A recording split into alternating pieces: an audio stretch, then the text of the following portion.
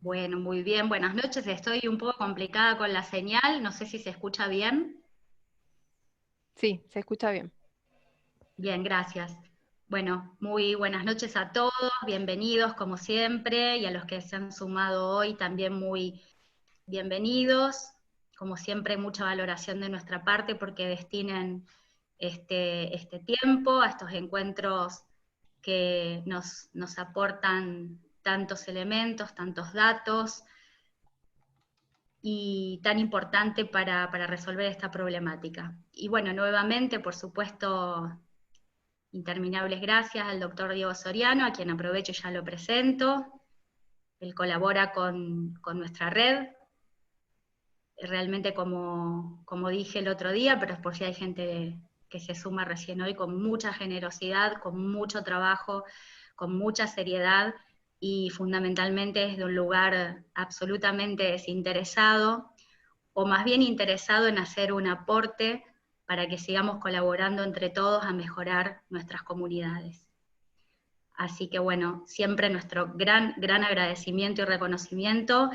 Sabemos todo el trabajo que tenés y sin embargo disponés de tiempo para poder llevar adelante esto. Así que bienvenido, Diego, y te escuchamos. Bueno, se escucha, ¿no? Bueno, buenas noches. De nuevo, yo otra vez, en agradecer el espacio, como siempre, para poder compartir un poco lo que se viene trabajando por ahí desde el punto de vista legal. Y bueno, agradecer siempre la oportunidad y obviamente reconocer el trabajo que hace la red más allá de lo jurídico, es decir, de toda la parte legal en todo sentido y la importancia que tiene el programa. Ya la vez anterior, yo voy a hacer un repaso bueno, para la gente que no estuvo, es decir, que no pudo escuchar la charla anterior, no, por ahí no recuerda cómo eran temas complejos, vamos a hacer un repaso y después vamos a ir avanzando, para que sepan más o menos de lo que estamos hablando. Voy a compartir pantalla un segundo, 5 minutos vamos a repasar y después vamos a seguir avanzando con los otros temas. Quiero aclarar de todos modos que las preguntas que quedaron sin responder la vez anterior, yo las leí, las vimos y van a estar siendo resueltas en esta charla, básicamente. Así que bueno, la gente que no se le lleva a responder las preguntas, que sepa que de todos modos fueron vistas y que probablemente tengan resolución en esta segunda charla. Voy a compartir primero bueno, tengo el Word un segundo, ahí creo que se ve, a ver, cerrar ahí, perfecto. Bueno, para repasar lo que vimos la vez anterior, cuando nosotros hablamos del programa de equilibrio poblacional, vamos a vincularlo con 4 intereses de la comunidad. Bueno, no voy a volver a explicar qué se refieren estos intereses, pero estamos hablando de salud pública, medio ambiente, fauna urbana y persona no humana. Especialmente estamos haciendo énfasis en salud pública y medio ambiente, especialmente basado en la Constitución Nacional, en el artículo 41, y las constituciones provinciales. Acá es importante destacar que cada provincia tiene su constitución, tiene su ley orgánica de comunas y municipios, o sea que depende de la localidad donde estemos, hay que hacer uso y en remitirse bueno, a la constitución local o a las leyes locales. Esto lo voy a pasar rápido, esto para hacer un repaso nomás. Así seguimos. Bueno, de los intereses, salud pública y medio ambiente. Y, perdón, esto, no vamos a volver a dar todo esto. Estuvimos hablando, ahora se va a vincular con el tema del Código Civil y Comercial, cuando hablamos de la constitucionalización del derecho privado, que es un código de principios que se aplica a la Constitución y las normas supralegales. Y estuvimos hablando después de la Ley General del Ambiente. Y ahí fue cuando finalizamos en la vez anterior. Yo antes de seguir vamos a hablar principalmente sobre la competencia que tienen los colegios veterinarios con respecto a esta temática, por eso es importante tener en cuenta el tema de los principios constitucionales que están involucrados. Antes de pasar a eso, quiero hacer una referencia rápida a esta ley que no llegué la vez anterior a darla, pero bueno, para tenerlo en cuenta, porque es una herramienta muy útil, especialmente para el voluntariado, cuando no tienen personería jurídica o cuando no tienen posibilidad de acceder a un abogado. Obviamente que eso tiene un costo y muchas veces se dificulta. Entonces hay que tener en cuenta que existe esta ley nacional, es la 27275, una ley nueva, muy nueva, del año 2016.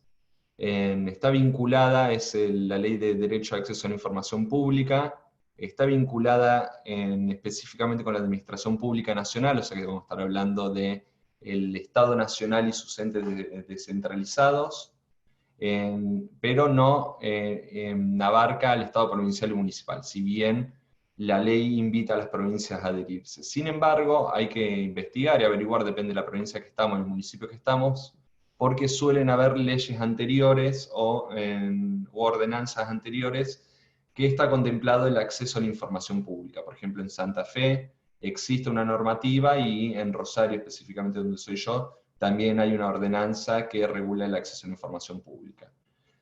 Pero bueno, como ya dijimos, los principios del Código Civil y Comercial, se tiene que interpretar el ordenamiento jurídico de una forma integral, es decir, estamos hablando de los principios del derecho y las leyes análogas, y por eso podemos traer la aplicación, o por lo menos el principio que trae esta ley, a los ordenamientos locales. Por otro lado, si recordamos el artículo 33 de la Constitución Nacional, que son los derechos no enumerados, que establece derechos y garantías no enumerados, pero que siempre que nazcan del principio de la soberanía del pueblo y de la forma republicana de gobierno, van a estar reconocidos por la Constitución, si bien no están enumerados. En este caso particular, información pública, es decir, ¿qué implica esta ley? Es la posibilidad de acceder a los actos de gobierno por parte de los particulares, es decir, de los administrados. Por excelencia, esa facultad de control que tiene la población, porque si recordamos, nosotros estamos en una democracia republicana, es decir, esto implica que el poder del Estado viene del pueblo, es decir, no sigue los principios de las monarquías absolutas, de las dictaduras, que el poder venían de otro lado, venía de sangre o derivado de Dios, o un montón de otros conceptos previos, es decir, estamos dentro de una construcción republicana. La transparencia y la publicidad de los actos de gobierno son por excelencia, nacen por excelencia del principio de soberanía del pueblo y de la forma republicana. O sea que, como veníamos diciendo antes, por ahí con el tema del programa, aun cuando el ordenamiento local no contempla una forma de la publicidad del acto de gobierno, se puede exigir por parte de la población en general, es decir, por un particular o inclusive por una asociación, que se libre esa información. Esto es muy importante porque muchas veces cuando tenemos una situación de recursos que se destinan por ahí a situaciones de perreras, o inclusive al programa que se está implementando mal, el administrado puede solicitar que la administración pública dé esa información. O sea que es muy importante. Y lo principal de esto, lo principal de esto es que la ley no quiere, ahora lo vamos a ver un poco en los principios, pero no requiere la necesidad de tener un patrocinio letrado, es decir, que tenga un profesional que intervenga, un profesional del derecho, y no requiere que se justifique o que se fundamente la necesidad del pedido de información. O sea, hay un principio, que es el principio de no discriminación, que implica que cualquier persona sin fundamento, es decir, sin justificar por qué, puede pedir la información de la administración pública. O sea que eso hay que tenerlo muy en cuenta. Es decir, no puede haber ninguna restricción en cuanto a demostrar alguna legitimación o demostrar algún tipo de interés en esa información. Bueno, el artículo 1 van a dar los principios, en algunos que destaco yo en este material que va a ser enviado y que va a estar a disposición, obviamente, es la presunción de publicidad, se presumen público todos los actos de gobiernos, la transparencia de máxima divulgación, toda la información tiene que ser accesible para todas las personas, excepto, bueno, algún tipo de información que por su naturaleza tiene necesidad de continuar en secreto o en reserva. Muchas veces tienen que ver con cuestiones por ejemplo, de soberanía nacional y de tema de secretos de Estado.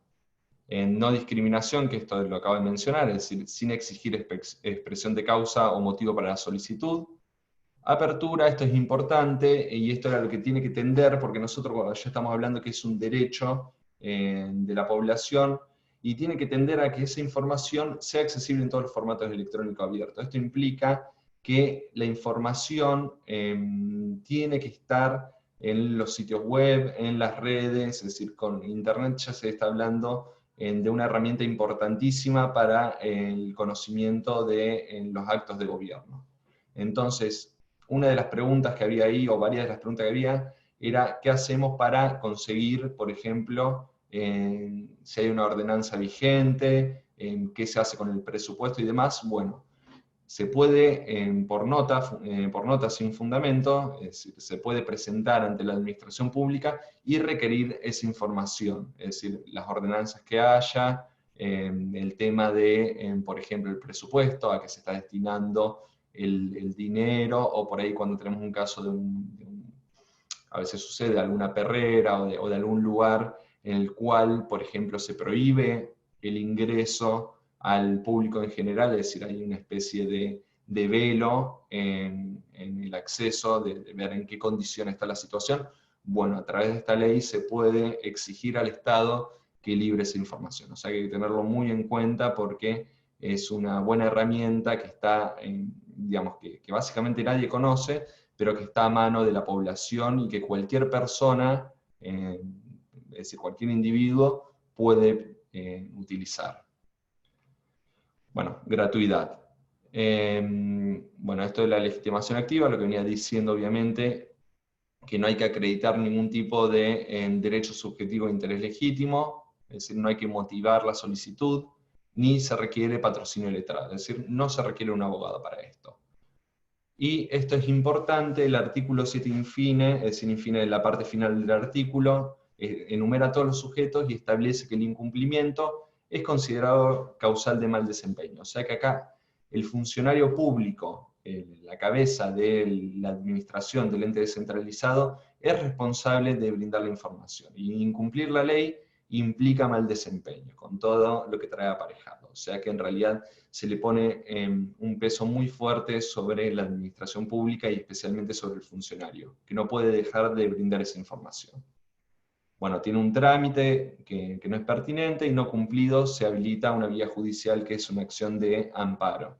Hay que tener en cuenta, en esta ley en particular, es decir, para gente que está por ahí que requiere información del Estado Nacional o entes descentralizados o de ciudad autónoma, muchas veces hay que tener en cuenta que hay 40 días de caducidad. ¿Qué quiere decir esto? Incumplida la información, si en 40 días no se inicia la acción judicial o el reclamo ante la autoridad administrativa, se entiende decaído el derecho. Eso implica que ya no se puede habilitar más la vía. O sea, hay que tener en cuenta también cuando uno pide información y se incumple, que hay un plazo después para iniciar las acciones judiciales.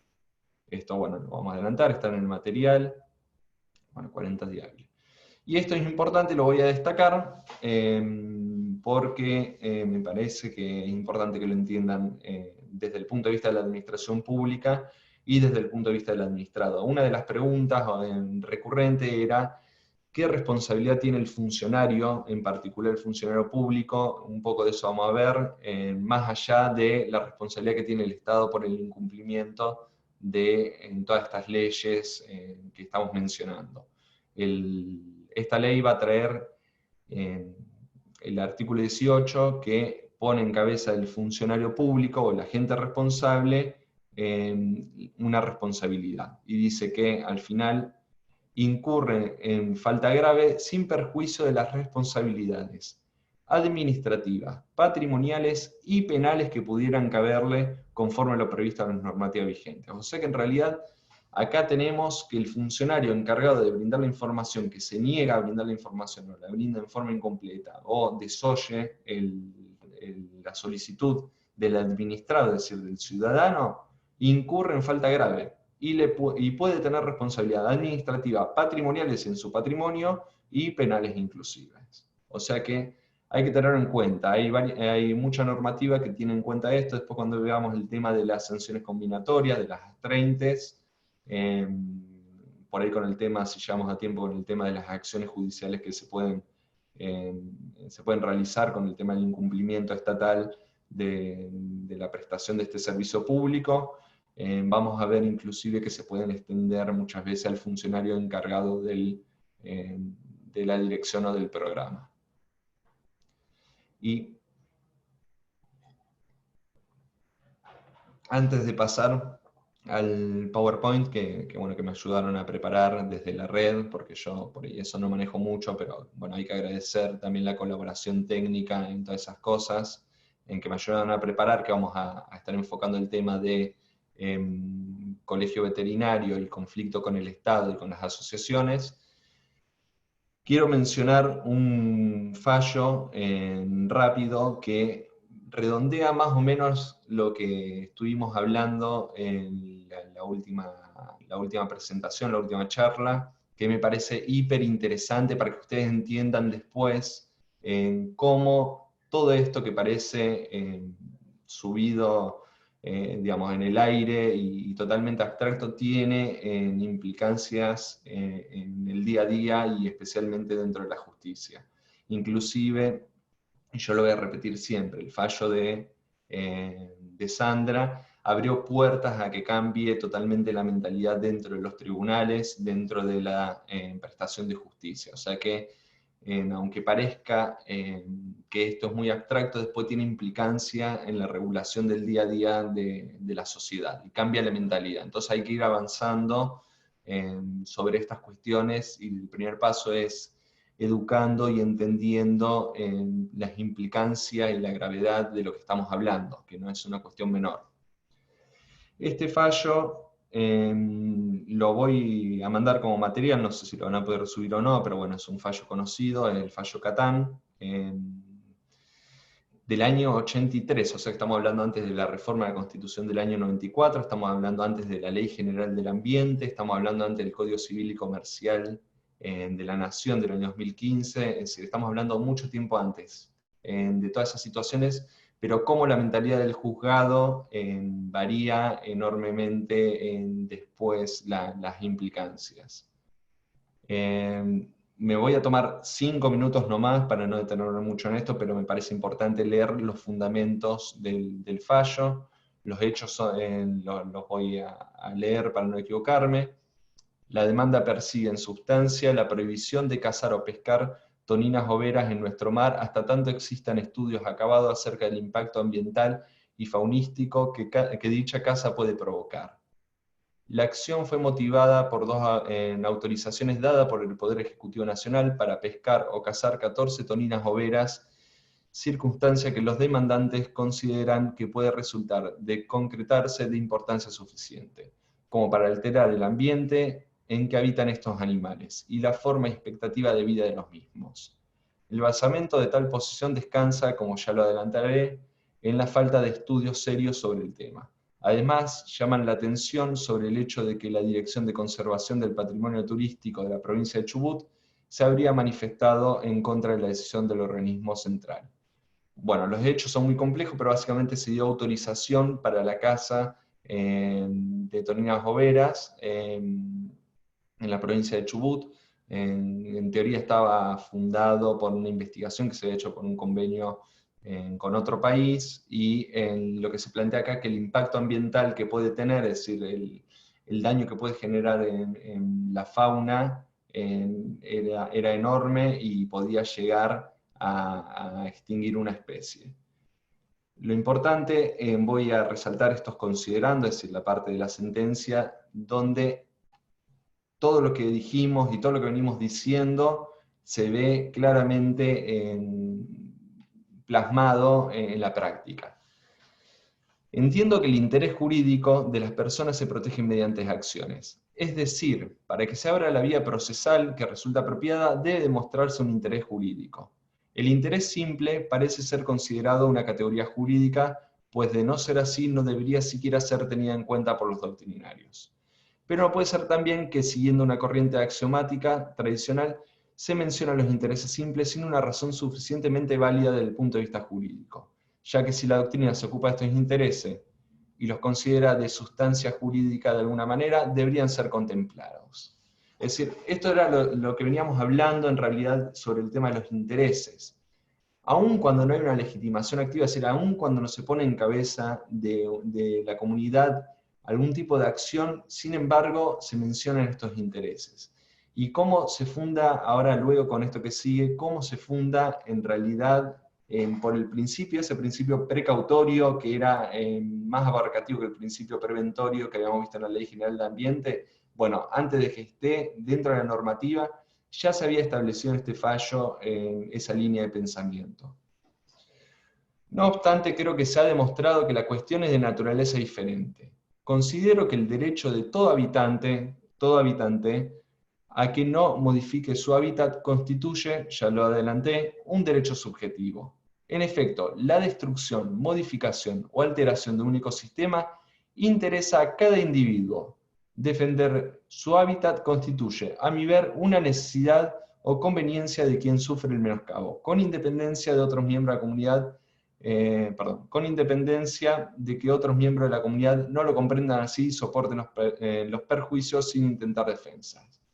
Esto básicamente está estableciendo la legitimación de todo habitante, de todo ciudadano, de toda persona, de conservar el ambiente y la salud pública. Bueno, en este caso no menciona salud pública, pero obviamente que se puede extender. Por eso es importante que como ciudadanos, cada uno de nosotros tenemos un interés en que el programa se lleve a cabo, porque afecta a nuestro entorno, afecta a nuestra salud y afecta a nuestro medio ambiente. Bueno, esto es la última conclusión y ya paso al Power. Si se altera el aire que se respira, el agua que se bebe o la comida que se ingiere, el afectado directo es cada uno de los potenciales perjudicados.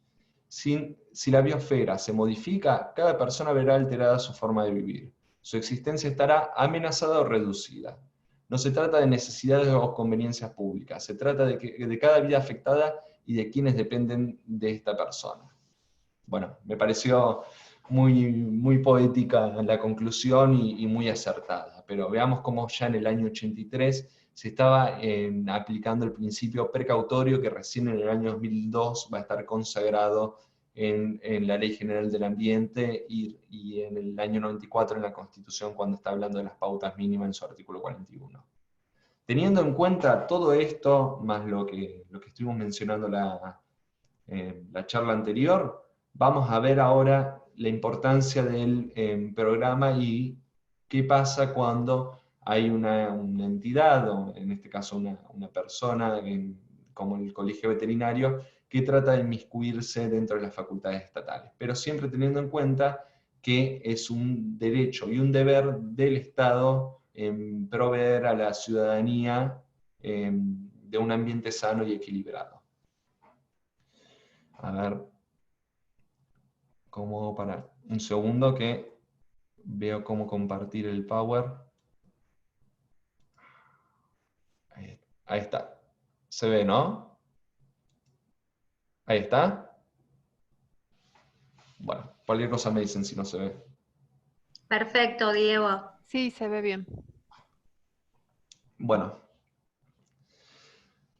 Vamos a hablar entonces de implementación de políticas públicas. Estamos hablando de que el programa de equilibrio poblacional de la fauna urbana, es decir, de perros y gatos, ya lo vimos la vez anterior, pero bueno, que es una cuestión de política pública, es un interés de la comunidad, un interés fuerte de la comunidad en general, de cada uno de los individuos, y debería ser en general de prioridad del Estado porque es un tema de salud pública y medio ambiente.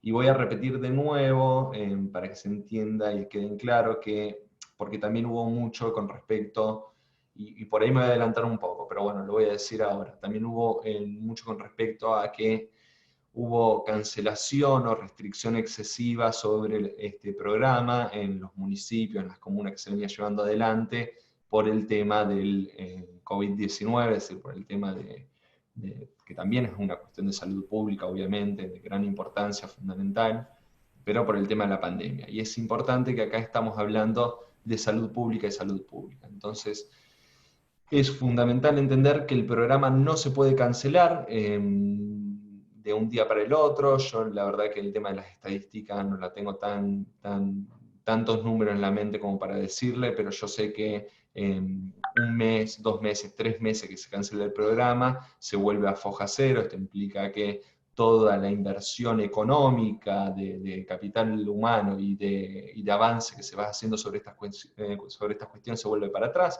por el crecimiento exponencial que tienen los animales. Por eso, en realidad, la cancelación no es una vía, al contrario, se debería redoblar el esfuerzo, se debería, obviamente, con los protocolos pertinentes. Nosotros, yo qué sé, por ejemplo, la justicia tiene con turnos, con barbijo, es decir, sin que se junten gente, más de una persona y demás en el lugar. Bueno, siguiendo esas pautas, el Estado debería inclusive redoblar el esfuerzo y no cancelar el programa, porque al final del día, para resguardar la salud pública, estamos afectando la salud pública. Es decir, para tratar de proteger a la población, le estamos generando un problema. Y no lo pagamos ahora, capaz, pero de acá a un tiempo vamos a estar pagando las consecuencias de la cancelación del programa. Entonces, a tener en cuenta, hay que redoblar esfuerzos, hay que tratar de que el programa no, porque obviamente creo que deben haber habido 5 o 6 preguntas respecto a este tema. En mi municipio, en mi comuna, cancelaron el programa porque estuvo el tema del coronavirus, está el tema del coronavirus y demás. Entonces, a tener en cuenta que no es la vía. Es igual que un garpincho, es divino. Bueno, volviendo al tema de colegios veterinarios, no sé, me imagino que todos más o menos conocen que es un colegio de profesionales, nuclean a los profesionales de una rama específica, en este caso los veterinarios, está el colegio de abogados, el colegio de médico, el colegio de arquitecto y demás. En el fin de los colegios se crean para la protección y la regulación de la actividad profesional, o sea que el colegio en su creación y en su estructura tiene como fin regular la actividad de los veterinarios. ¿Pueden intervenir en la implementación de un programa? Bueno, la respuesta creo que ya la di varias veces, pero la vuelvo a remarcar acá con ayuda gráfica que me brindan. No puede. Obviamente, porque los programas tienden a proteger la salud pública y el ambiente. La salud pública y el ambiente sano son derechos constitucionales. Esto lo estuvimos viendo durante la charla anterior, y obviamente lo volvemos a repetir, es decir, estamos hablando de 2 derechos constitucionales, y esto tiene que quedar en la mente siempre, es decir, no hay que olvidarse. Estamos hablando de salud pública y ambiente, y medio ambiente, o ambiente sano. Son derechos constitucionales, están en los tratados internacionales que están incorporados en la Constitución, y es un deber del Estado, pero no solo un deber, sino también un derecho del Estado de proteger a la población con respecto a estos intereses, derechos colectivos, intereses difusos y demás. Depende del término que cada uno quiera tomar. Bueno, porque la protección de la salud pública y del ambiente son facultades exclusivas y excluyentes del Estado, es decir, esto está en cabeza del Estado de una forma exclusiva y excluyente, es decir, no le corresponde a ningún ente, es decir, el Estado no puede delegar esas funciones, si bien muchas veces hay contratación o subcontrataciones de las prestaciones de servicios públicos, el Estado sigue siempre en última instancia en cabeza de la prestación de los servicios públicos. Es como pensar que el Estado se desentiende, por ejemplo, en cuestiones de seguridad. Bueno, no, en este caso le corresponde al Estado de forma exclusiva y excluyente brindar ese servicio. Bueno, obviamente, y esto para tener en cuenta, nosotros en derecho cuando hablamos de conflicto, hablamos de un choque de intereses, un choque de derechos. En este caso, los colegios obviamente tienen la defensa de intereses sectoriales o de intereses de un grupo de personas delimitado, que en este caso sería el interés del veterinario.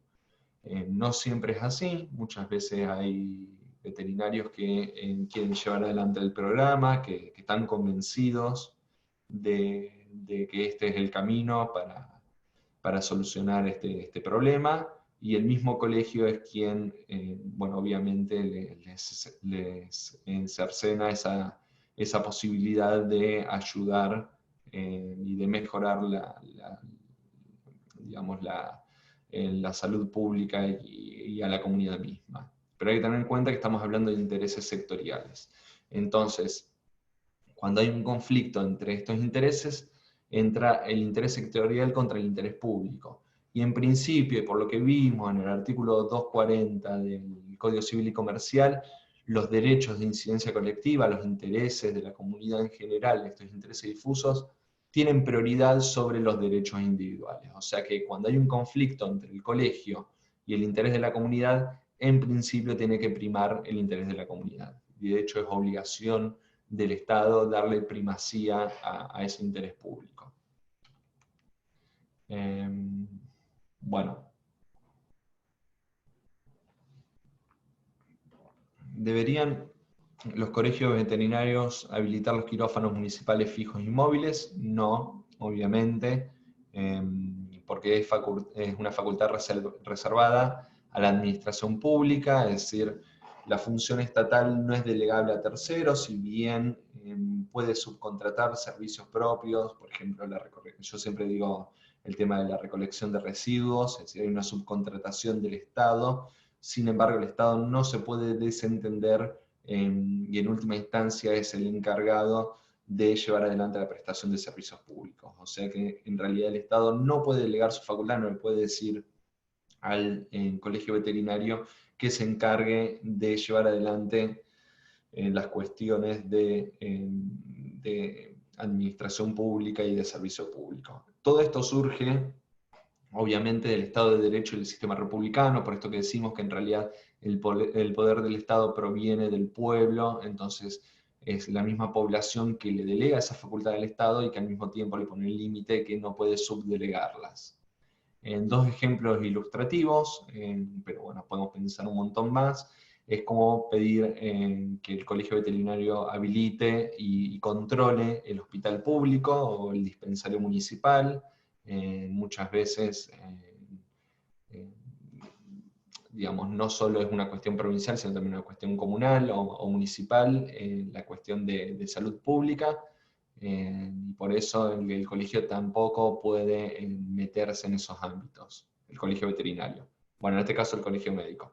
Y el ejemplo que me gusta dar a mí, porque me toca de cerca, es el colegio abogado, como que habilita las defensorías públicas, como el servicio de prestación de justicia y el derecho de defensa en el Estado. El derecho de defensa son derechos constitucionales, estamos hablando de derechos constitucionales y derechos humanos, no se puede limitar el funcionamiento de las defensorías públicas por el colegio profesional que va a regular al matriculado. Esto es importante, regula solo ese ámbito, solo en esa cantidad de sujetos que son quienes están matriculados en el colegio, que son los profesionales en general liberales. Perdón. Bueno, ¿deberían los colegios veterinarios establecer protocolos para el servicio público de castración y vacunación?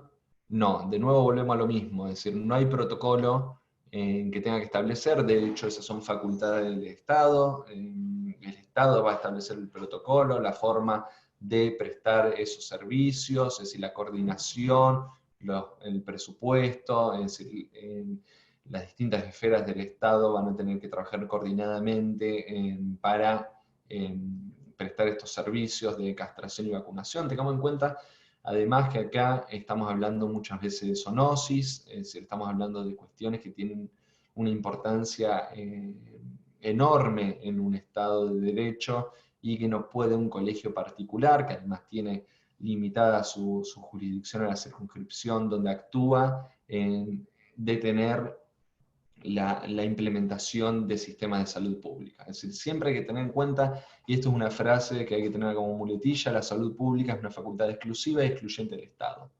Punto final. Bueno, y acá al final obviamente dice que las directivas del colegio profesional están dirigidas al ejercicio privado de la profesión. O sea que en realidad acá vamos a estar hablando que sí, si nosotros tenemos un veterinario que tiene su quirófano, que tiene su consultorio, sí tiene facultades de habilitación el colegio, pero siempre que estamos hablando de un profesional liberal, de un particular que tiene su propio emprendimiento, no así de la prestación de un servicio público. Estamos bien de tiempo. Bueno, otras arbitrariedades que no deben permitir el Estado. Generalmente el argumento principal es la competencia desleal. A mí me parece un argumento bastante endeble. Yo creo que a nadie se le ocurre decir que los defensores públicos que actúan gratuitamente, por ejemplo el caso de los abogados, implican una competencia desleal.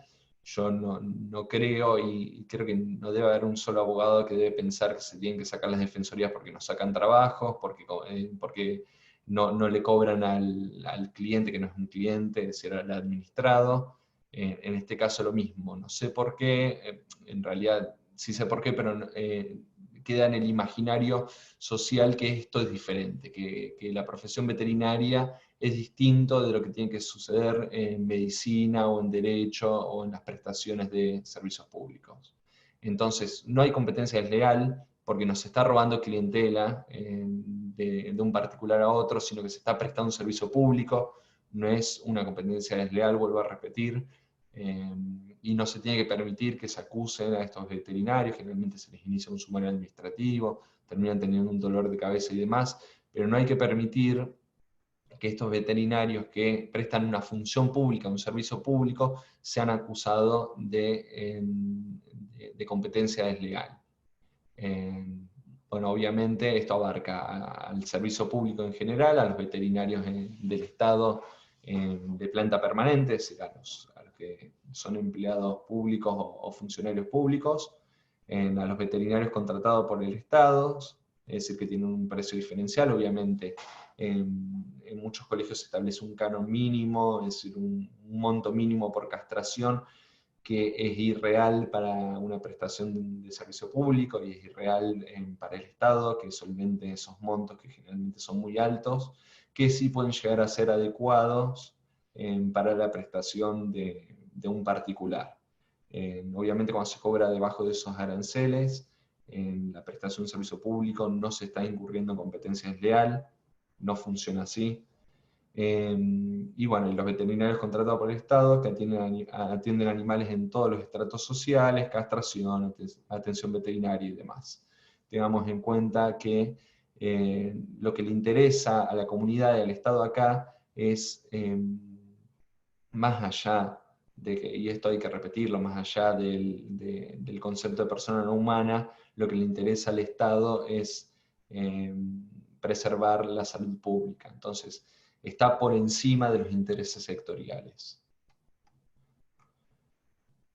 Bueno, cuando los colegios veterinarios sobrepasan sus facultades y pretenden inmiscuirse en cuestiones reservadas al Estado en todos sus niveles, nacional, provincial, municipal o comunal, violan la Constitución Nacional, las constituciones provinciales, leyes y ordenanzas, e invaden la autonomía de los municipios y comunas en materia de orden público. Bueno, esto es como un resumen para que quede claro lo que vengo diciendo de este tema de conflicto entre el colegio y el Estado. Y qué sucede cuando el colegio pretende tomar en sus propias manos cuestiones que están reservadas es decir, reservadas al Estado. Bueno. Corresponde al Estado, obviamente, que es el encargado de llevar adelante las políticas de salud pública, o sea que corresponde al Estado porque tiene este derecho de ver que nosotros lo vimos en su momento en el artículo 41 de la Constitución Nacional, es decir, es un deber para con la población el ambiente sano y la salud pública, y al mismo tiempo es un derecho que tiene el Estado de ejercer en las políticas que tiendan a proteger esos intereses. Obviamente, por eso estamos hablando que cuando el colegio pretende inmiscuirse o atribuirse facultades del Estado, es el Estado quien tiene que poner un freno, un límite a eso. Entonces no corresponde, en principio, una práctica muy común, mandan a veces, ni siquiera son carta documento, muchas veces son cartas plegadas o notas al municipio, no corresponde contestarlo, si se contesta obviamente hay que alegar que son facultades reservadas del Estado, es decir, indicar bien que lo que se está haciendo es prestar un servicio público y que le corresponde al municipio o a la comuna en esa prestación, negociar acuerdos, obviamente siempre en los términos de la imposición que tenga el colegio por sobre el Estado. Muchas veces el colegio le exige al Estado, por ejemplo, que pague los cánones mínimos que ellos establecen. Una práctica muy común que le piden al veterinario que va a cumplir en esta función pública del Estado para habilitar, que no tienen que habilitar nada, pero bueno, para habilitar la prestación del servicio público es que junten la firma y la autorización de todos los veterinarios de la zona, lo cual es una locura, porque con que un veterinario no esté de acuerdo con el programa porque quiere defender su quintita, se impide que se avance adelante con una cuestión de salud pública. Entonces, obviamente acá el Estado no tiene que presentarle los requisitos que exige el colegio. Eso hay que tenerlo en cuenta, es decir, no tiene que juntar las firmas de los veterinarios de la zona, no tiene que habilitar quirófano, no tienen que ir veedores del colegio a habilitar donde se presta el servicio. Bueno, celebrar convenios de tercerización del servicio público.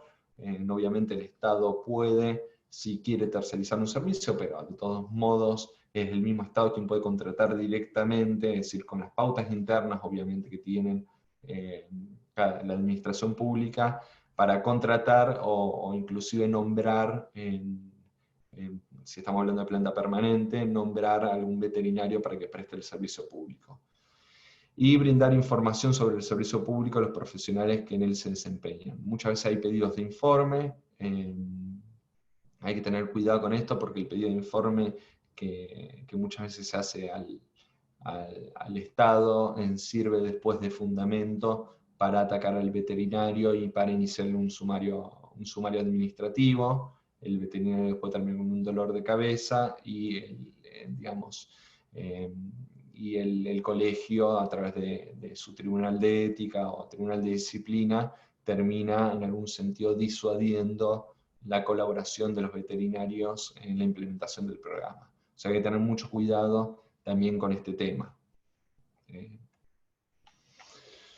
Bueno, esto es algo que sucede muchas veces, que inclusive a mí me han preguntado en el ejercicio de la profesión, qué pasa cuando, que fue una de las preguntas reiteradas de la charla anterior, que no se llegaron a contestar todas, pero bueno, ¿qué sucede cuando va un veedor del colegio a interrumpir una castración? Primero, no puede impedirlo, el veedor tiene los límites que le da la ley orgánica del colegio y que en realidad las facultades que tienen es sobre los matriculados, es decir, sobre los profesionales, por tanto no pueden impedir que se lleve adelante una campaña. En caso de que se pretenda impedir, requieren de una orden judicial, es decir, de una autoridad competente que le permita el allanamiento, es decir, el ingreso a la propiedad privada o pública, y que dé la orden de impedir el programa. Pero bueno, eso nunca sucede, nunca se pide, yo nunca vi que se pidiera judicialmente, porque yo no creo que exista ningún juez, por lo menos lo que me parece a mí, que dé facultades de tener un programa de una prestación pública por el interés sectorial del colegio. De hecho, planteos judiciales por parte del colegio veterinario, yo hasta ahora no vi nunca, por lo menos nunca escuché un caso que el colegio inicie una acción por ejemplo, contra una comuna que está llevando adelante un servicio público. O sea que eso hay que tenerlo en cuenta. Generalmente todo esto se maneja desde lo extrajudicial y con algún sentido de falta de legitimación en la mente del colegio. Así que, como digo siempre yo, van por el eslabón más débil, y como sí tienen dentro de la Carta Orgánica, de la Ley Orgánica, tienen este tribunal de disciplina, van por el veterinario que está prestando el servicio. Entonces, si no hay veterinarios en la zona, o digamos que no presten servicio, o el resto de los veterinarios tienen miedo de que le inicien un sumario en el Tribunal de Ética, el programa cae de hecho. O sea que hay que tratar de proteger también a quien está prestando este servicio público. Bueno, ¿qué se puede hacer cuando se está llevando adelante? Obviamente no permitir el ingreso. Si desean ingresar, obviamente hay que pedirle que legitimen la facultad para ingresar. Eso obviamente se requiere una facultad, una orden judicial con facultad de allanamiento por escrito, o sea que en caso de que insistan en el ingreso y uno no quiere que ingrese porque no quieren que, por ejemplo, que tomen los datos del veterinario y todo para presionarlos, obviamente se le puede pedir primero que se identifiquen, a ver quiénes son estos veedores, y después que exhiban esa orden judicial que en teoría facultan para el ingreso en una propiedad privada o pública. Importante también tratar de no brindar, muchas veces se comete el error de querer ser transparente. Pero esto no es una cuestión de querer ser transparente o no, sino es una cuestión de que toda esta información después se va a usar en contra del veterinario. Entonces, uno libra información, labran un acta, tengamos en cuenta que son tribunales inquisitivos, es decir, el colegio es al mismo tiempo parte y juez, se labra un acta contra el veterinario en los dichos que se recaban con estas constataciones, estas vistas que hacen los veedores del colegio. Y después, obviamente, se usa como prueba contra el veterinario. Por eso hay que tratar de brindar o nada de información, o muy poca información, y no comprometer el trabajo que se está haciendo. Bueno. Honorarios mínimos, en otro de los fundamentos, obviamente que ya lo mencionamos, pero que si se cobra debajo de el canon mínimo, si es una falta de ética, bueno, en este caso no, porque al ser un servicio público esto implicaría que el mismo colegio regula al Estado, estableciéndole cánones mínimos. Y eso no corresponde, el mismo Estado tiene su propio presupuesto, su propia ley de administración pública, o sea que es el mismo Estado quien va a regular el dinero asignado obviamente para llevar adelante el programa y pagar a los veterinarios. Inclusive si nosotros estamos hablando de planta permanente, hay toda una regulación que cada estado en particular tiene para, obviamente, abonar los cánones que correspondan. Esto es, entonces, al ser un servicio público, corresponde a la administración pública fijar los mismos, acorde a sus reglas internas, quedando fuera de la esfera de la potestad de los colegios profesionales.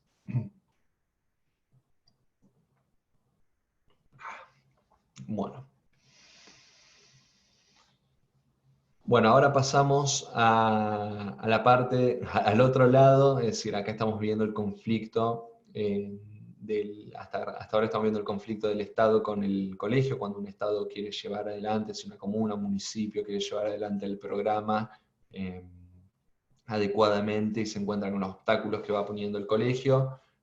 Obviamente las asociaciones, el voluntariado, siempre está en algún sentido en el medio, es decir, porque colabora, insta, ayuda a llevar adelante, pero el conflicto se genera entre el Estado, y por eso le corresponde al Estado en algún sentido solucionarlo, porque el conflicto se genera entre el Estado y el colegio.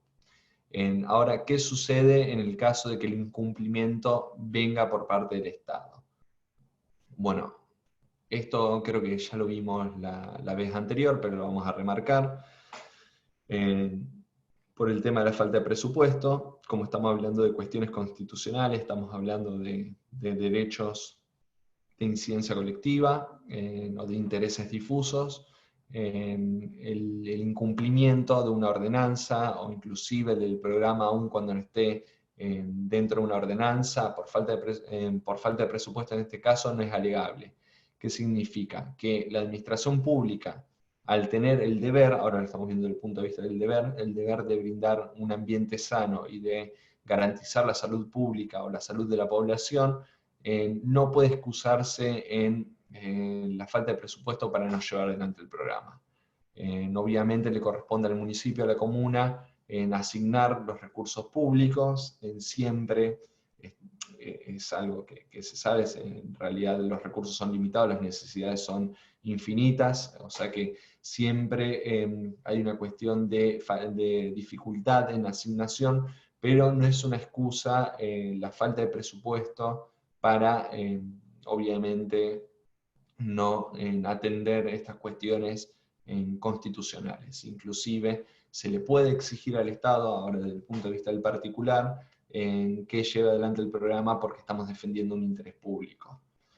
Acá, bueno, hay un fallo de una ley 10.000 de la provincia de Santa Fe, acá en Rosario, que también lo voy a compartir el fallo, que dice que, obviamente acá cito el fallo que dice: igualmente corresponde decir que el tema presupuestario no puede invocarse como excusa permanente para violentar intereses difusos de la comunidad, que han sido reconocidos por la sanción de ordenanzas municipales. O sea que, más claro que yo, se puede ver en la sentencia judicial, en la sentencia de Cámara, para, obviamente, fundar desde el punto de vista del administrado o del particular, cuando nos encontramos frente a este. Porque en realidad, si bien todas estas son herramientas que tienen un fundamento jurídico, muchas veces nos encontramos en el día a día con esta cuestión. No hay plata, no hay presupuesto. Como decía yo la vez anterior, si tengo un chico pidiendo plata en la calle, no puedo estar llevando adelante un programa de control poblacional de fauna urbana. Bueno, no, en realidad eso no es una excusa suficiente. Obviamente la implementación de un programa lleva tiempo, lleva mucho trabajo, pero no es una excusa decir que no hay plata para hacerlo. Y como dije la vez anterior, estamos hablando de salud pública y medio ambiente, o sea que más allá del derecho que tiene, por lo menos ahora con la nueva corriente que hay, el derecho que tiene esta persona no humana y la incidencia que hay en la protección de la fauna urbana, desde un punto de vista más egoísta de la comunidad y desde la persona, desde el individuo, podemos estar alegando justamente que estamos hablando de cuestión de salud pública. O sea que nunca puede ser una excusa la falta de presupuesto. Ausencia de política pública por falta de ordenanza. Bueno, más o menos algo estuve diciendo. Acá vamos a ver si lo podemos redondear.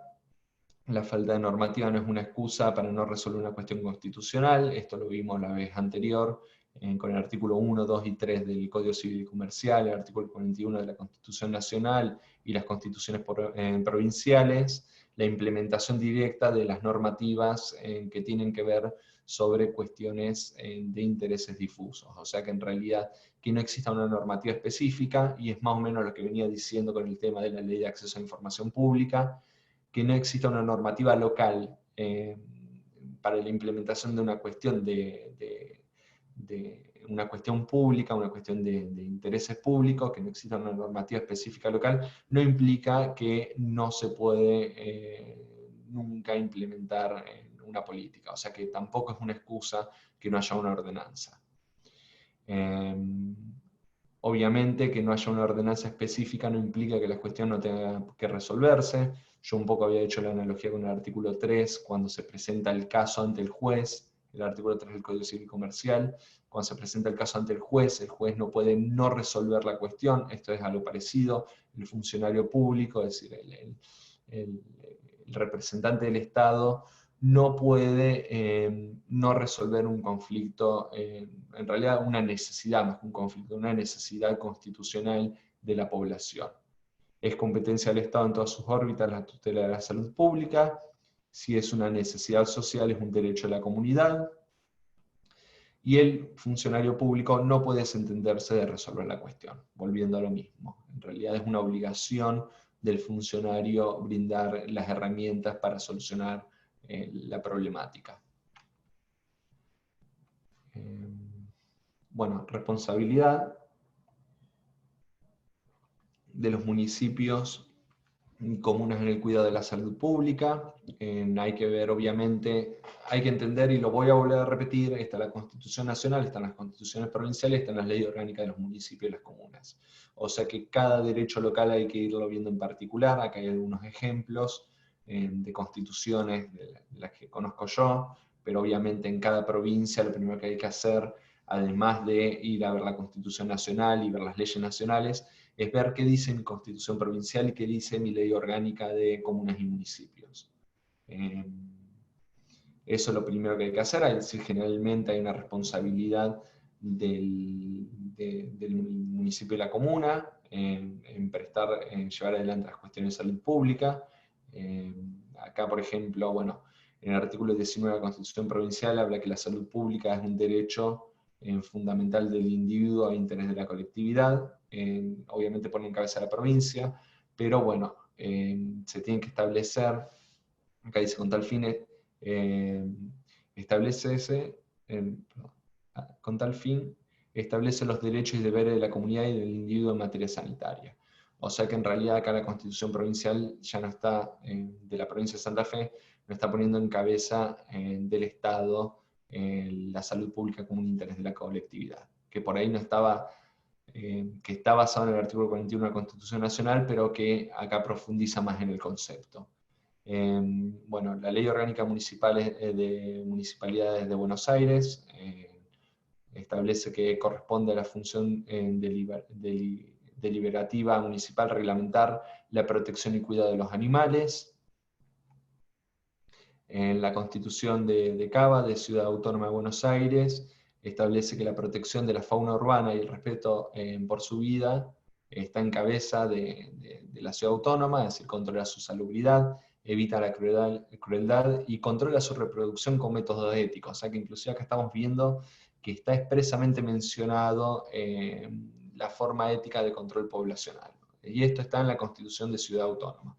O sea que inclusive cuando nos encontramos, por eso es tan importante, en una localidad, en una provincia, con el conflicto, lo primero que hay que ver son las normativas locales que por ahí avanzan más de lo que dice el derecho constitucional nacional.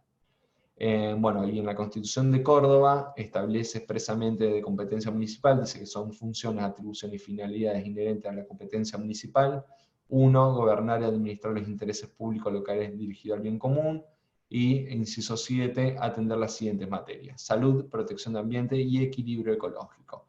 O sea que la gente de Córdoba que nos esté escuchando, acá tienen dentro de su misma constitución las competencias que le corresponde a la municipalidad con respecto a salud, ambiente y equilibrio poblacional. Bien,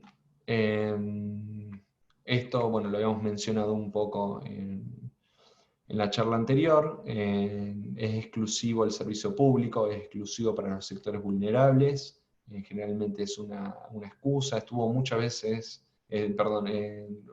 preguntas con respecto a esto, es decir, fue muchas veces planteado, no es la primera vez que lo escucho, yo lo vengo escuchando de hace años, que o el colegio veterinario le exige a la comuna o al municipio, por ejemplo, que hagan una declaración de pobreza o que la persona acredite vulnerabilidad social para prestar el servicio público, o inclusive muchas veces es el mismo Estado que le exige al particular demostrar que no tiene ingresos suficientes para ir a la actividad privada.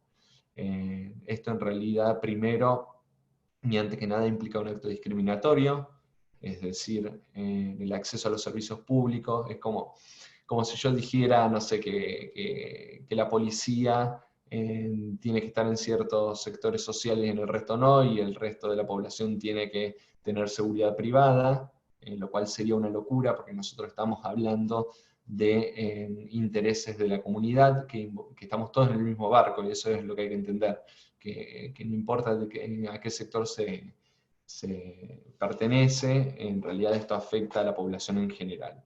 Entonces, cercenar esos servicios públicos, el acceso al servicio público, una cuestión económica o condición social, es un acto discriminatorio. Hay una ley antidiscriminación e implica, obviamente, afectar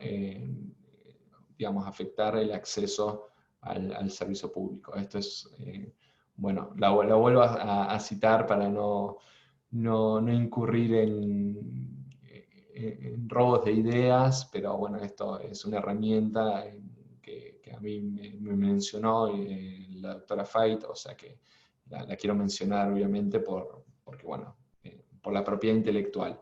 Y es importante tener en cuenta, ahora volviendo a esto, que la zoonosis no discrimina por clases sociales. Y esto es más o menos, si nosotros queremos hacer una analogía, es importante tener en cuenta que cambien nuestras mentalidades después del desastre que hizo el tema del COVID, entendimos y empezamos a entender que la salud pública no se divide por clases sociales. Estamos todos en el mismo barco, entonces que yo tenga una prepaga o que tenga que ir a un dispensario público no implica que no afecta de igual modo a toda la sociedad. Inclusive se está entendiendo que cuidar mi salud, es decir, cuidar yo mi salud, no solo implica proteger mi interés individual, sino que al mismo tiempo implica entender y defender los intereses del resto de las personas. Y cuando estamos hablando de salud pública, estamos hablando de eso, que en realidad implementar el programa implica un beneficio para toda la sociedad, aunque individualmente yo esté exento o me crea exento, es necesario porque la no implementación del programa afecta al resto de las personas, al resto de la comunidad. Y esto obviamente lo puso en relieve el tema del COVID, algo que inició en otra parte del mundo y nos afecta en toda Argentina. O sea, para tener en cuenta que la zoonosis no discrimina por clase social. Bueno, algunos pasos para lograr la implementación. Esto sí tengo 8:15. Bueno, no sé si va a tener tiempo, de todos modos está el material, de ver las vías judiciales. Me parece que no va a haber tiempo si efectivamente quieren hacer algunas preguntas de algo que no haya quedado claro. Pero bueno, está en el material y de todos modos, como siempre digo, consulten a los profesionales, los que tienen posibilidad, o inclusive el que tiene algún amigo o algún conocido también que le consulte, a los profesionales del derecho para ver qué se puede hacer. Desde el punto de vista administrativo o extrajudicial, bueno, se arranca, obviamente, no pasemos, y esto es importante tenerlo, que no se pase, cuando no hay una implementación de un programa, no se tiene que pasar directamente a una acción judicial, es decir, hay que ir haciendo el camino. Primero, porque obviamente cuando se tiene que resolver la cuestión, el juzgado siempre suele ver a ver si hubo intentos de acercamiento o no, es importante, por eso demuestra buena fe de parte del administrado, y segundo, porque la administración pública puede tener posibilidades de rever su conducta o su omisión. Entonces, no hay que no tener fe en el Estado, ni obviamente brindar las herramientas, muchas veces esto no está en relieve. El Estado muchas veces, o el funcionario público no sabe que estamos frente a una cuestión de salud pública y ambiente, y si se presenta al Ejecutivo el programa y se explica todas estas cuestiones, muy probablemente, y muchas veces tiene buen resultado, empieza a colaborar y a llevar adelante la implementación del programa. O sea, es importante hacer un pedido de audiencia al Ejecutivo, por ahí por nota, por mesa de entrada, le da más seriedad, va obviamente marcando un antecedente, es decir, donde nosotros ya pedimos una entrevista, llevamos el programa, explicamos, pedimos el cumplimiento de la ordenanza y demás. También se puede hacer con una nota presentándose al Ejecutivo, al Legislativo, en los pedidos de informes al Ejecutivo, es decir, a la Administración Pública, lo podemos hacer fundado en la Ley de Acceso a la Información Pública, las que tengan las ordenanzas locales o inclusive si no hay en una ordenanza particular, se puede alegar este derecho constitucional a la información y a la transparencia de los actos de gobierno. Bueno, obviamente un pedido al legislativo. El defensor del pueblo es una buena herramienta cuando estamos sin personería jurídica. Muchas veces el defensor del pueblo actúa por los intereses de la comunidad. Bueno, después pronto despacho cuando no tenemos una respuesta. Esto es una nota pidiendo que se resuelva la cuestión cuando no hay una respuesta de parte de la administración. Nota firmada por letrado, obviamente esto es interesante porque siempre un abogado puede aportar un algo más desde el punto de vista de la fundamentación jurídica, y bueno, en una última instancia dentro del extrajudicial, una carta documento, una intimación fehaciente para que se brinde la información o se implemente el programa. Ya si todas estas cuestiones no tienen resultado, se puede ir pensando en una vía judicial, donde acá se menciona algunas de las vías que existen, la típica y la más conocida, que está contemplada en la Constitución Nacional y en general en todas las constituciones provinciales, es el recurso de amparo. Las acciones mere declarativa, esto bueno, es muy específico, así que no me voy a detener ahí, pero tengan en cuenta, si hay algún profesional del derecho, que también es interesante usar estas vías. Después el tema de querella penal, esto es muy interesante cuando intervenimos en algún tema de maltrato animal, constituirnos como querellantes. Generalmente los códigos de procedimiento exigen personas jurídicas, es decir, asociaciones con personería jurídica, pero que pueden llevar adelante y coayudar a la investigación que hace la Fiscalía. Es decir, cuando generalmente tenemos una Fiscalía que está sobrepasada o que de oficio no se moviliza mucho, bueno, llevar adelante el tema de la querella penal es muy importante. Puede implicar el día de mañana alguna inhabilitación a algún maltratador, obviamente el resguardo de los animales que están bajo el ejido de esta persona que maltrata y demás. O sea que la querella penal es una buena vía para que el particular damnificado pueda llevar adelante. Nosotros en el Código de Santa Fe tenemos la facultad de que las asociaciones puedan constituirse como querellantes. Bueno, medidas cautelares y autosatisfactivas, esas son muy específicas. Obviamente no voy a hacer tiempo de verlas, inclusive creo que no hago tiempo de ver ninguna. Pero las voy a mencionar. La acción preventiva del daño, esto ténganla en cuenta, que si no lo vimos, que lo vean en el artículo 1710 y siguiente del Código Civil y Comercial, cuando se teme que se vaya a producir un daño, por ejemplo. Y un ejemplo para que vean que todo esto no es tan abstracto: tenemos una perrera en un estado lamentable y tenemos miedo de que se genere una zoonosis, tenemos miedo de que los animales que están dentro de la perrera contraigan enfermedades, mueran, sufran. Bueno, antes de que se configure ese daño, se puede intentar una acción preventiva de daño, es decir, que intervenga el Estado cuando se puede, que intervenga el Poder Judicial cuando se puede prever que puede suceder un daño. Dentro de esa línea de pensamiento están las acciones dentro de la Ley General de Ambiente por el daño ambiental. También hay un tema acá de responsabilidad del funcionario público.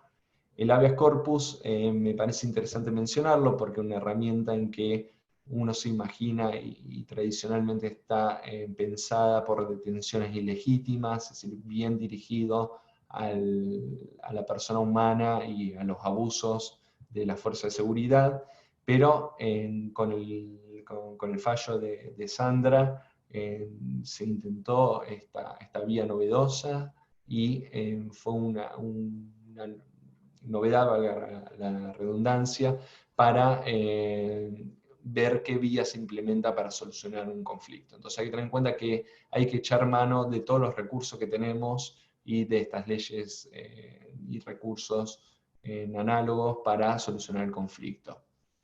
Creo que esta es la última. Así podemos, si quieren, empezar con las preguntas. Después voy a mencionar un fallo rápido y ya empezamos a responder preguntas. Bueno, el derecho a exigir al Estado el cumplimiento de una política pública. En estos tres sujetos pueden evidentemente exigir al Estado, en la persona humana, el individuo afectado. Ya vimos el fallo de Catán que habla de que cada individuo puede proteger su ambiente, un fallo del 83, después ya con el resto de las normativas posteriores, inclusive el artículo del Código Civil y Comercial, el 240, establece que el individuo puede proteger su interés jurídico. La Ley General de Ambiente establece específicamente también los individuos. Después están las entidades de bien público sin personalidad jurídica, estas son las asociaciones de hecho, es un conjunto de personas que apuntan a un fin común, pero que no obtuvieron la personalidad jurídica dentro de la inspección de personas jurídicas.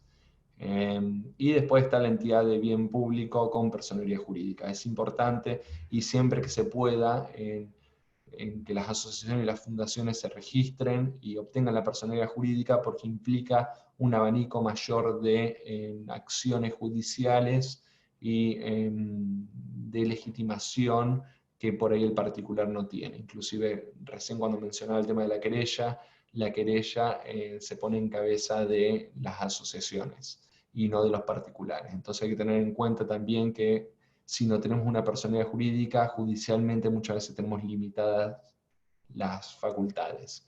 No solo, y esto lo menciono, tiene que ver con un tema de cuestión de acciones judiciales, sino que implican un montón de otros beneficios tener la personalidad jurídica, obviamente si no se tiene, porque implica muchos gastos, implica mucho capital humano y mucho capital económico.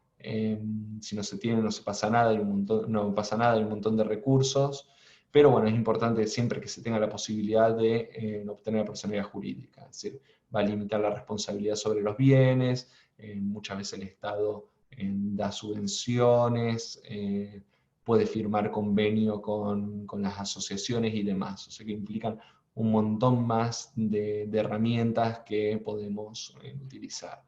Y en el peor de los casos, si vemos que estamos en una situación donde no tenemos personalidad jurídica, pero hay alguna otra persona, una asociación, perdón, con personería, podemos llevarle la situación y capaz que esa asociación puede colaborar desde su ámbito. Bueno, creo que esta es la última. Sí, la última. Voy a dejar de compartir. No sé cómo estamos con tiempo. 20:30 casi.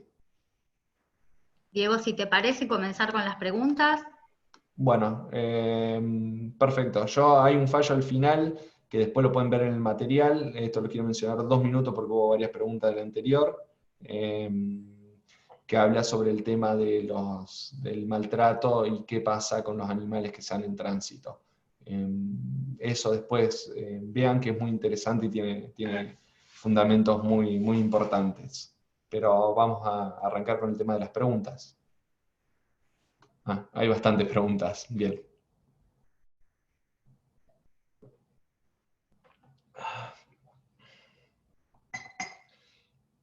Bien.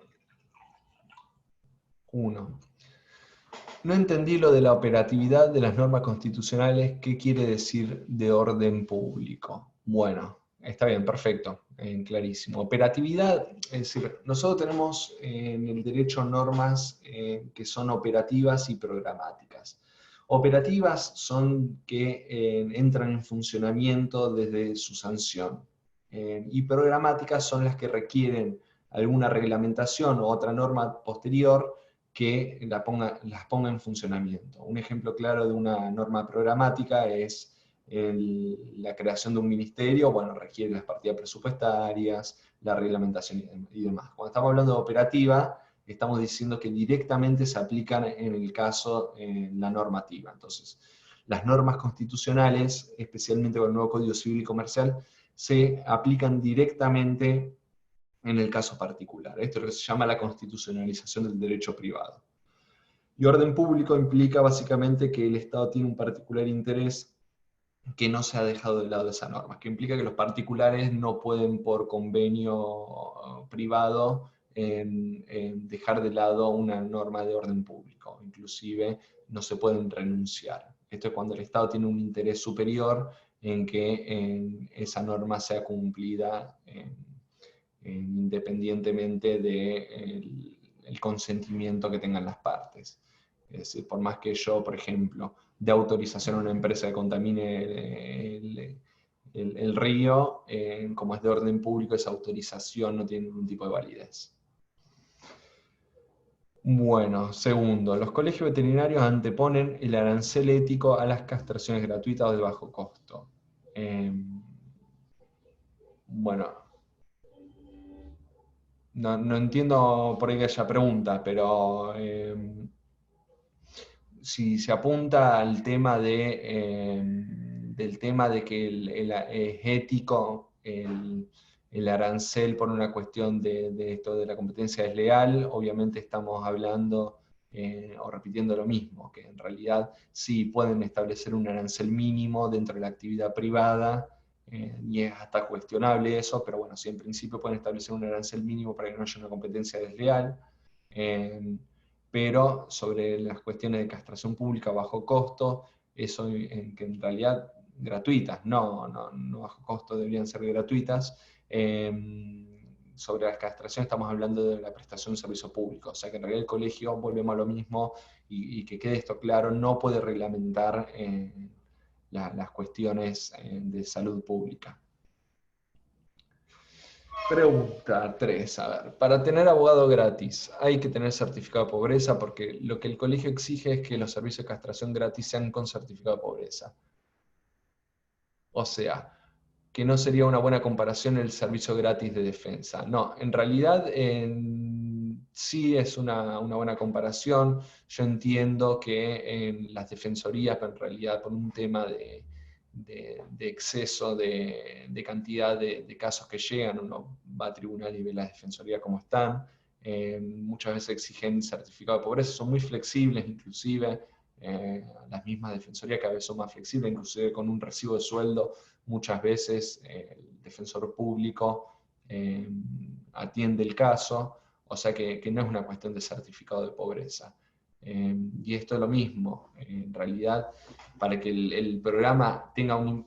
Porque esto no es una cuestión de que la castración sea gratis en beneficio del individuo. Y esto hay que tenerlo bien en claro. No es una cuestión, no es un interés del individuo, es un interés de la comunidad. Entonces, lo que le interesa al Estado, lo que le tiene que interesar al Estado es que la castración sea gratis para que digamos, se solucione el problema dentro de toda la población, porque por ahí, si tengo una persona que tiene que pagar 2.000, 3.000 pesos una castración y no lo lleva, aunque tenga posibilidad económica, implica después una afectación al programa y por ende una afectación a los intereses de la comunidad. Hay que tener en claro que no se debería exigir un certificado de pobreza. Si yo voy, por ejemplo, a una escuela pública, yo, bueno, como profesional puedo ir a como futuro profesional puedo ir a una universidad pública en todo el país, como es un derecho, como tiene interés el Estado de que sea de fácil acceso,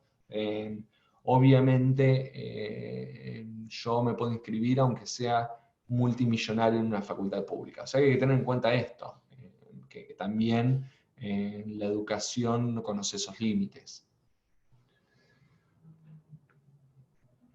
Bueno.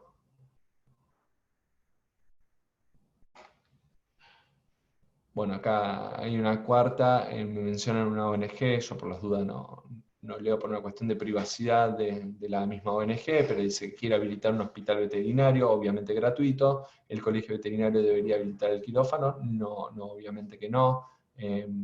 Ojo, igual con el tema de la ONG por la habilitación de un hospital público veterinario, porque si bien no requiere el tema de la autorización del colegio veterinario, que coordine con el Estado porque la prestación de un servicio público.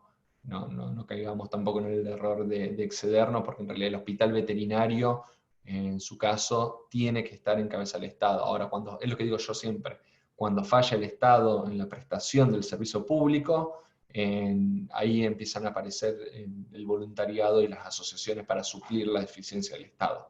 Pero no nos olvidemos, y nunca nos olvidemos de esto, que es responsabilidad del Estado. Y obviamente no hay que pedir habilitación al colegio veterinario.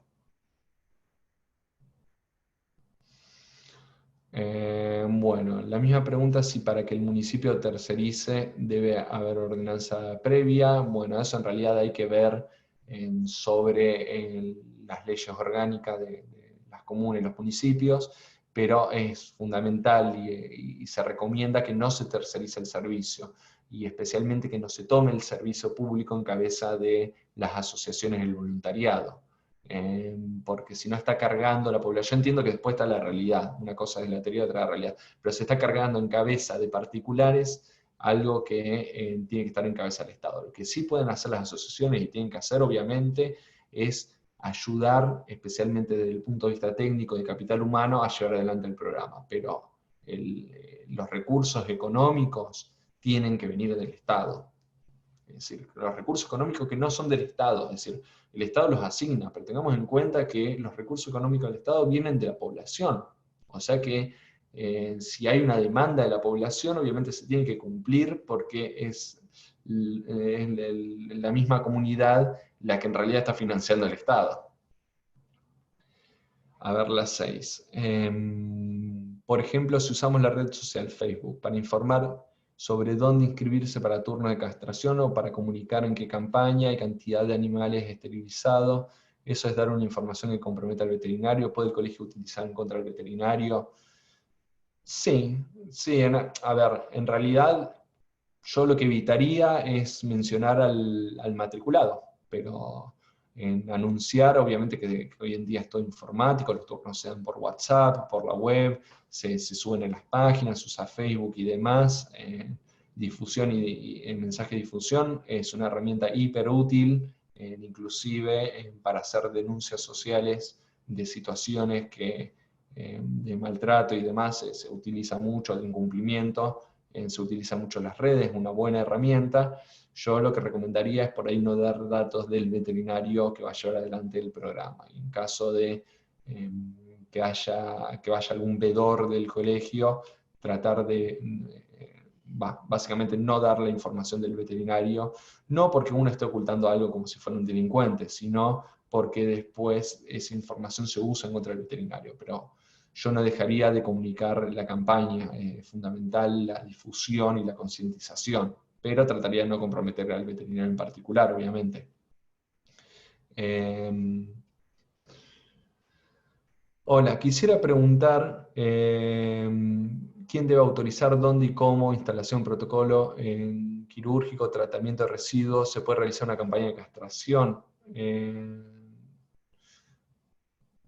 Si la pregunta va, no, en realidad el colegio veterinario no tiene que autorizar eso, no, es decir, estamos hablando que en realidad la campaña la lleva adelante el municipio. O sea que esto, digamos, vuelvo a repetir lo que vengo diciendo, pero en realidad no se requiere autorización, no hay protocolos, en realidad todo eso tiene que venir de parte del Estado. El colegio no tiene que intervenir en la prestación de un servicio público, hay que dejarlo en claro eso. Mira, esta es una pregunta buena. El artículo 8. El colegio, al ser un público, está alcanzado por la ley de información. En realidad, sí, no, hay que ver las cartas orgánicas de cada colegio. Generalmente el colegio es una persona privada con función pública, es decir, no es un sujeto público, no es parte del Estado. Eso hay que tenerlo en cuenta. En realidad es un ente privado que cumple una función pública, pero es un ente privado. Habría que analizarlo, es una muy buena pregunta y habría que ver las leyes locales para ver si está alcanzado por la ley de acceso a información pública. La verdad que es, y esto es interesante, los enfoques que se pueden ir dando de estas ideas que van surgiendo. La verdad que es un muy buen planteo. A ver, sigamos. La 9. ¿Es compatible que el presidente de una zona del colegio veterinario pueda ser director del hospital público veterinario de un municipio? Supongo que sí, en realidad. Hay que ver si no hay un conflicto de intereses. Y esto es importante, porque para desempeñar una función pública, obviamente una de las cuestiones que se exige es que no haya conflicto de intereses por el tema de la transparencia, por el tema, obviamente, que uno no sea tendencioso o cumpla mal la función. Puede ser causal de incompatibilidad ser, por ejemplo, el presidente del colegio veterinario y al mismo tiempo ser designado como funcionario público dentro de un municipio. Hay que ver eso. La verdad que habría que ver las leyes del municipio y de la administración pública que estamos hablando. Pero yo creo que en principio, y por cómo está planteada la cuestión, resulta incompatible, porque se representan dos intereses distintos y contrapuestos, y una misma persona no puede tener en cabeza esos dos intereses contradictorios. Es como, digamos, si yo fuera denunciante y denunciado en una causa. Pregunta 10. ¿A quién se denuncia por mala praxis de un veterinario del servicio público? ¿Interviene el colegio veterinario? Bueno, se denuncia a la administración pública para que inicie un sumario administrativo y investigue la administración pública. Si es un veterinario prestando un servicio público, el que tiene que resolver es la administración pública. No debería de intervenir el colegio veterinario. Es decir, si se cumple dentro de la función pública. Ahora, aclaremos esto, si es un veterinario que presta servicio público, pero al mismo tiempo tiene su consultorio y el conflicto surge de mala praxis, surge dentro del consultorio, sí, ahí tiene que intervenir el colegio que regula la actividad en particular. Siempre que se esté cumpliendo función pública, el que tiene que ver la conducta de la administración.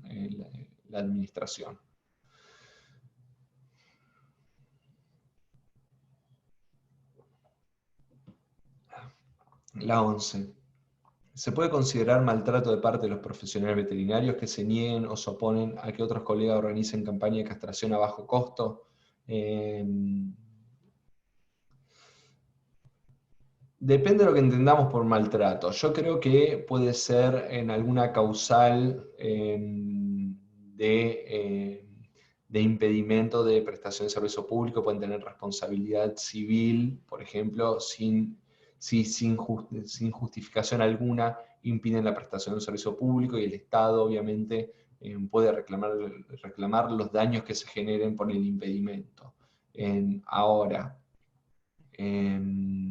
maltrato animal en el sentido de la ley penal, no, en principio no se podría considerar porque los tipos significan la conducta típica del tipo penal es muy específica y no está contemplado el tema de impedir que se organice campaña. Pero no sé si el día de mañana los juzgados penales pueden considerar el impedimento de la prestación de un servicio público como maltrato animal. Capaz que cuando vaya evolucionando la jurisprudencia y el derecho, sí se considere un delito penal.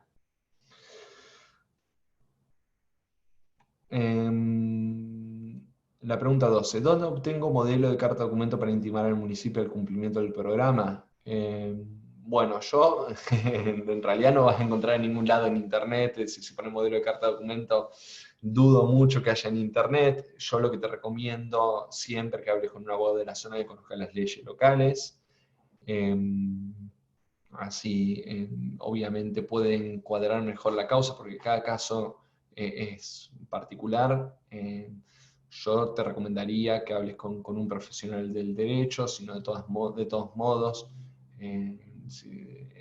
pedir ayuda a las asociaciones locales o inclusive hablar con ONGs en red que siempre tienen más experiencia que yo en litigio, ya en cartas de documentos, así que siempre te pueden asesorar bien y en última instancia yo lo que tengo de trabajo mío, hecho a favor de la red, siempre con muchísimo gusto lo brindo para que se use. Para mí es más importante el interés público que hay sobre esto que una cuestión privada mía de propiedad intelectual. Por eso el material que tengo lo brinda la red, así que obviamente modelo de carta documento también desde la red se puede colaborar.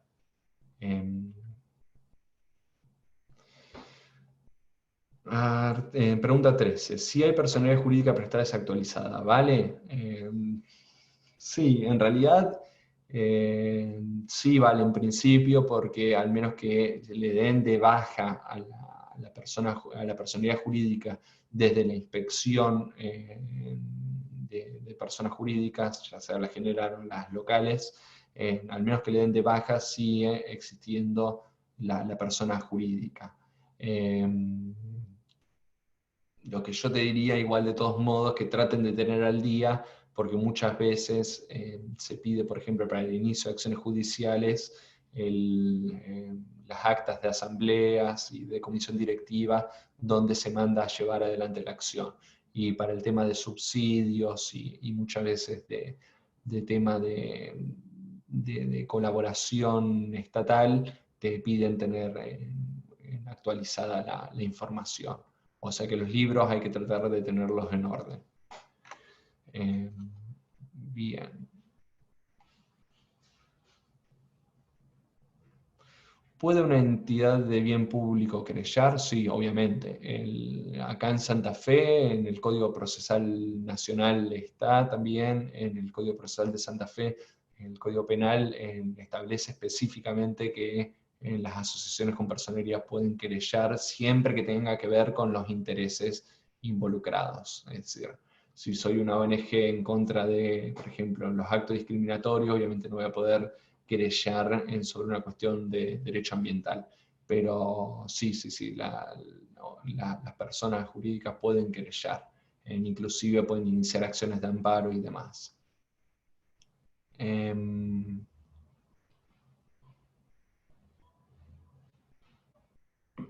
Es obligación del Estado controlar. Es obligación del Estado controlar. No se generan negocios en torno al servicio público que brinda. En el caso que sea así la respuesta, ¿cómo debe intervenir y en qué puede respaldarse? Bueno, esto es hecha la ley, hecha la trampa. Es decir, sí, a ver, el Estado tiene que controlar si hay negocios dentro del servicio público. Estamos hablando de delitos de los funcionarios empleados. Todos los días vemos casos de corrupción, cómo se tiene que intervenir y haciendo la denuncia penal en caso de tener pruebas suficientes y hacer el sumario administrativo en caso de tener pruebas suficientes de que en realidad hay una cuestión de corrupción. Porque si hay un negociado incompatible con el servicio público y se usa para obviamente llenarse los bolsillos del funcionario, sí, estamos frente a un caso de corrupción, existen, están. Eso no implica que no haya que prestar un servicio público, porque en ese caso, ya digo, no debería existir ninguna de las entidades. Vemos cientos de casos de PAMI, ANSES, AFIP durante toda la historia de las instituciones argentinas de corrupción.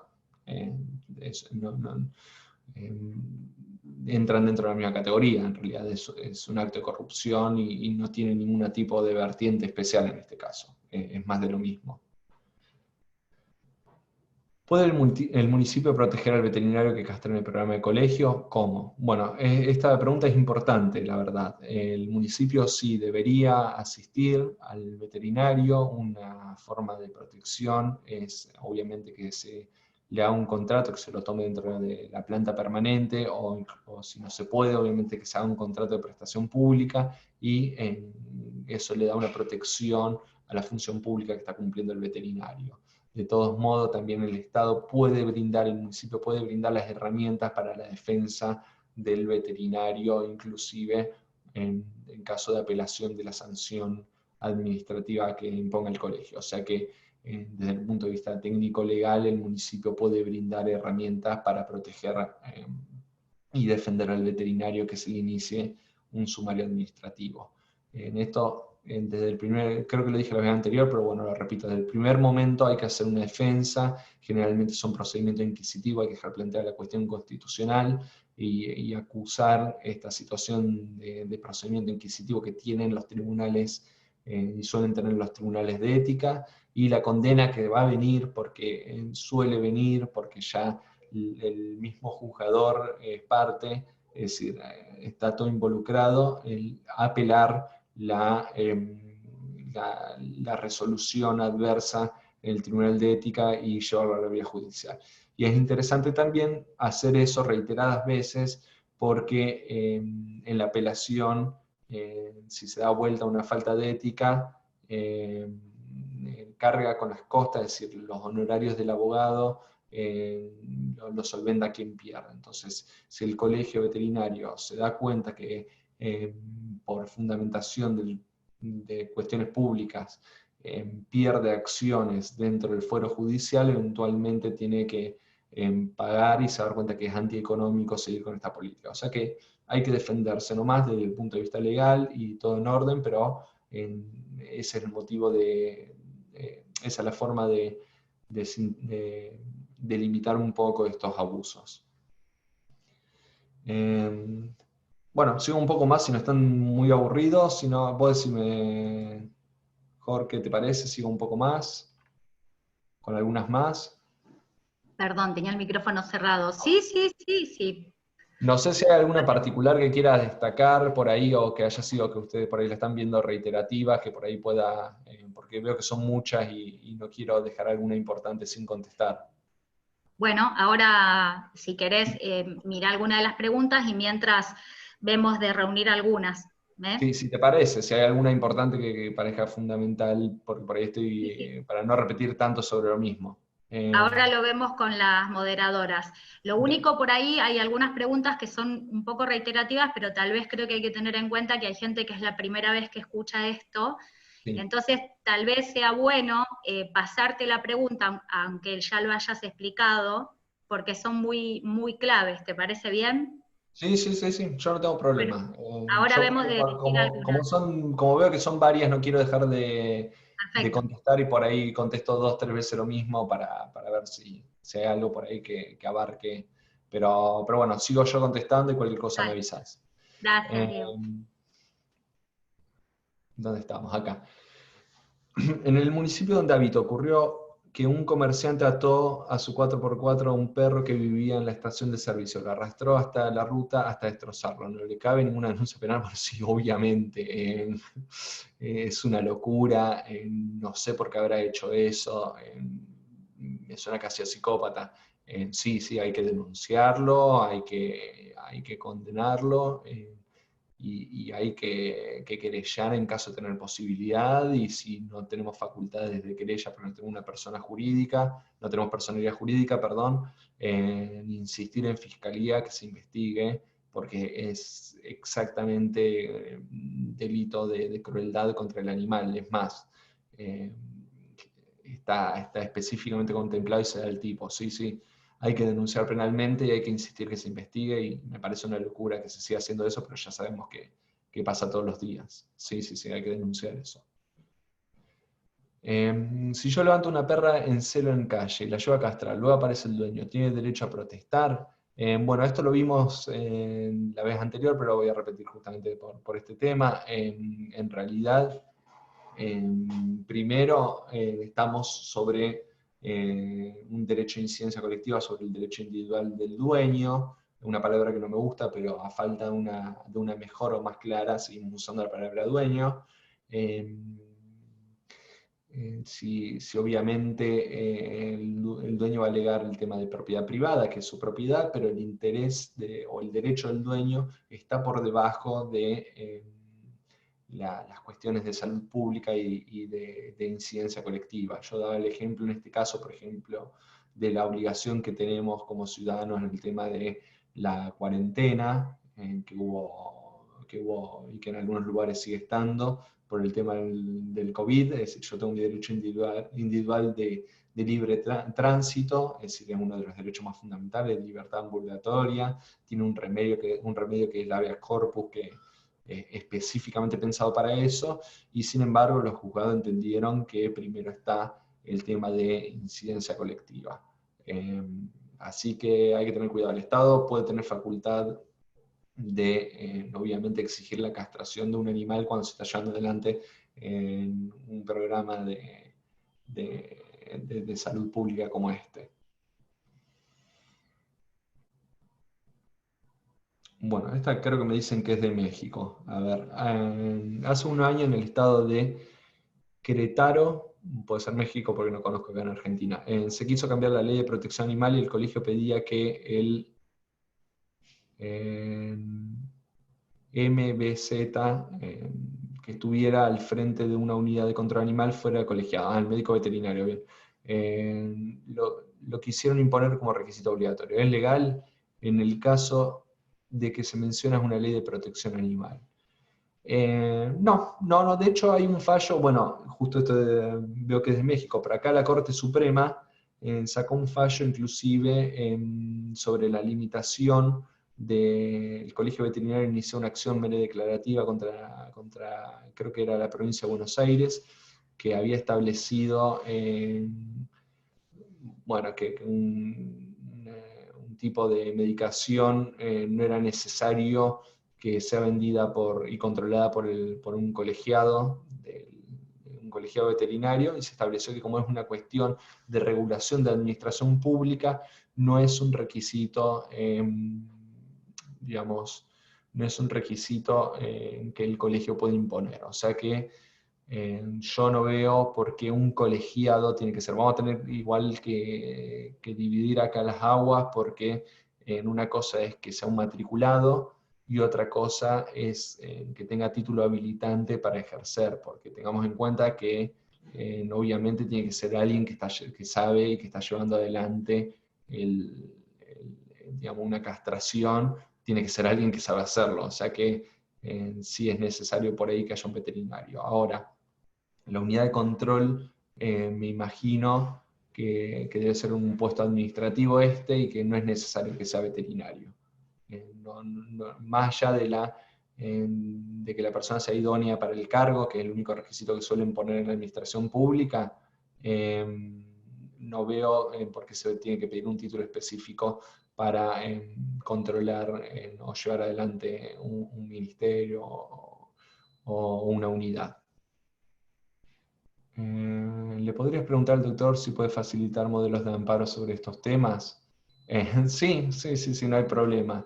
Igual, a ver, vamos a aclarar, porque por ahí el modelo yo no sé si me está consultando otra profesional, pero depende de dónde se lleve. Acá hay un procedimiento de amparo en Santa Fe, hay otro que va por el Foro Federal, y cada provincia tiene su proceso de amparo y tiene sus leyes, sus códigos procesales. O sea que en realidad un modelo puede servir de fundamentación, es decir, uno puede compartir la fundamentación del mismo, digamos, del programa, pero el procedimiento varía, depende de la localidad.